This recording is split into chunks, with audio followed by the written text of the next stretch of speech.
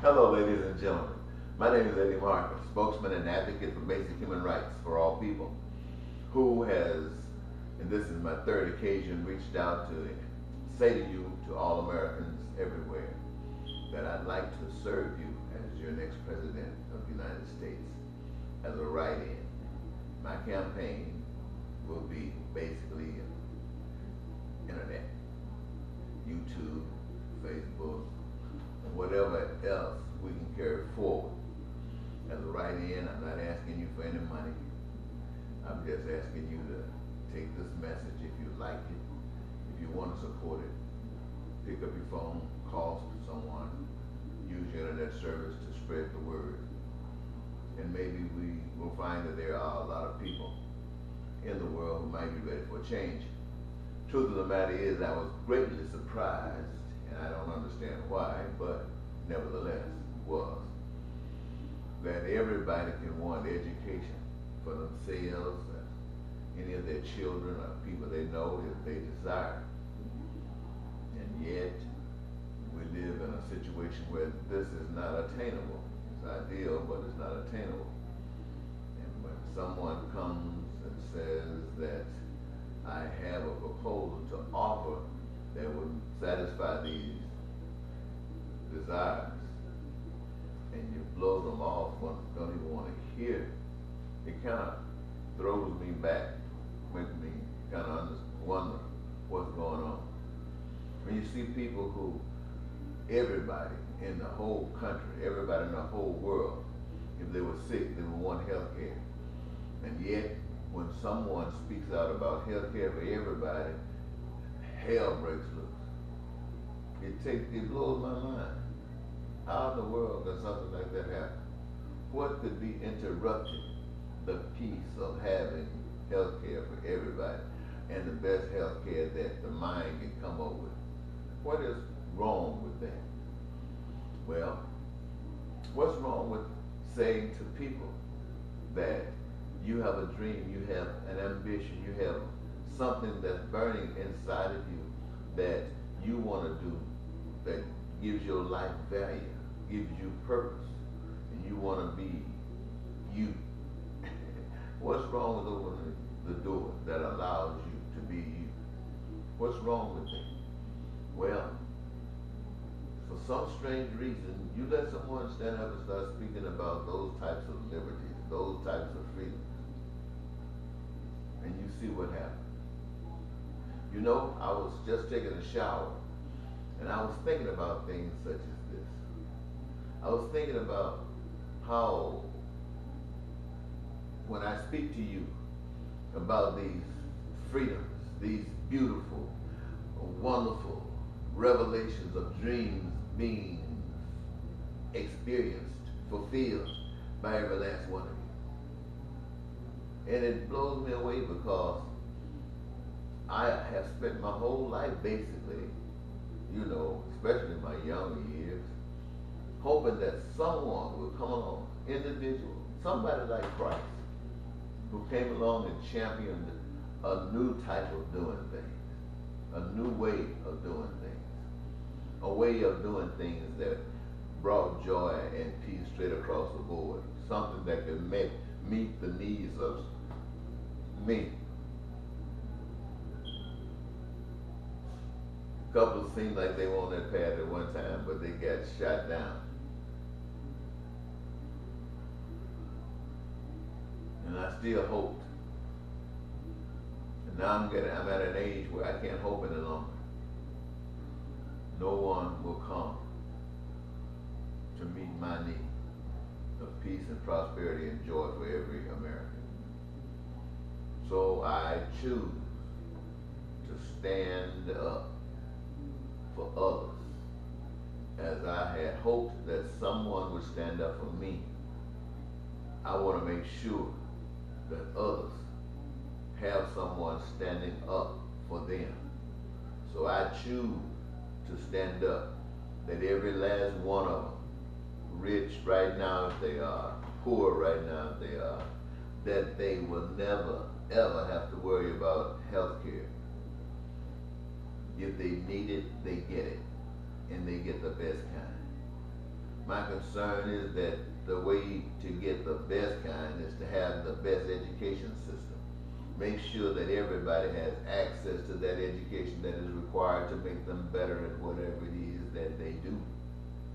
So whether they're being a doctor, or whether they're building your home, or whether they're building your schools, or whether they're building your highways or your railways, or whether they're building other forms of your infrastructure, they are the best that's there, meaning that they want to be there, meaning that they've given it themselves to be the most effective, and they're there. Now, what's better than having that education? What's better than making sure that you're healthy and qualified? What's better than opening the doors, allowing this to happen? And when this happens, when people are in places where they want to be, when people are doing what they want to do, when people enjoy doing what they do, and what they do is create goods, all kinds of goods that we as people have said that we desire. Create services that are needed to provide the ways and means so the transaction of these goods and services can be beautifully harmonized. What's wrong with someone daring to do that for you, for all of you? And the only thing that is required is that you, the people, must change, must recognize, first of all, that the present system that we live under will not allow that to happen. They will not allow that to happen. That's why when people like me come along, if you listen, we have the bullseyes. They'll bring a person from a foreign land to take someone out like me, someone who will tell you the truth, someone who will give you the composition to the door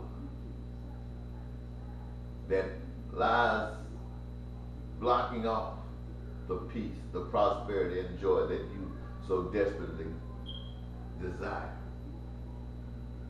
I want you to know that I'm bringing to you a revelation so that you can seek and you will find that these things that I speak to you about will produce exactly what you have been hoping and praying for.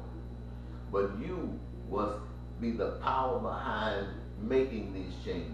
You must decide, first of all, that Republicans and Democrats are not going to give you